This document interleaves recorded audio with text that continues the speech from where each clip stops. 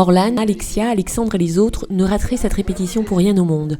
Le théâtre, ils se sont portés volontaires pour en faire. Ici, au Collège Bourbon, tout est parti d'une idée du professeur d'histoire qui, comme chaque année, participe avec des collégiens au concours proposé par l'Académie de la Réunion sur l'esclavage, les abolitions et la traite. Au-delà de cette participation au concours, nous avons voulu faire une pièce de théâtre qui va durer, on espère, entre 45 minutes et 1 heure. Qui racontera l'histoire donc, de cette esclave qui devient affranchie, qui s'appelle Nanette, qui prend le nom de Nanette Kéric en 1848. Ainsi débute ce retour dans le passé à la période de l'esclavagisme et la vie de Nanette. Nanette, cette esclave affranchie qui fait le choix de rester avec sa maîtresse alors que l'abolition de l'esclavage est proclamée. Moi, Nanette libre, pose la question de cette soi-disant liberté qui s'inscrit dans les textes mais qui ne s'applique pas dans les faits. Une répétition qui débute par des exercices d'échauffement avec le professeur de théâtre.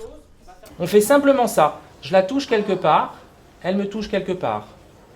Je la retouche quelque part, elle me retouche quelque part. On est passé par des exercices d'échauffement au début de chaque séance systématiquement pour être dans le jeu et puis pour aussi mettre en place un certain nombre de règles. Et c'est quand même, je dois dire, un super groupe parce qu'en fait ils sont tellement motivés par ce qu'ils veulent faire à la fin de l'année. Pour jouer le rôle de Nanette, 2 comédiennes, Orlan et Nouéra. C'est le personnage principal. Et comme c'est une esclave sur laquelle on a travaillé déjà, pour moi c'est important vu qu'on comprend un peu dans quel milieu elle gisait. On s'amuse, on est avec nos camarades, on apprend des choses sur l'esclavage, sur des gens qui ont vécu ça. Des collégiens qui se glissent dans la peau de leur personnage après avoir travaillé l'écriture en s'aidant des documents des archives départementales. Nous sommes en 1848. Alexandre, maire de Saint-Leu, annonce à Nanette qu'elle est libre. Assieds-toi. Bonjour Nanette.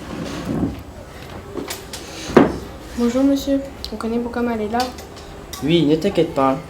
J'aurais besoin d'informations pour écrire ton acte d'affranchissement. Dans la scène où je joue,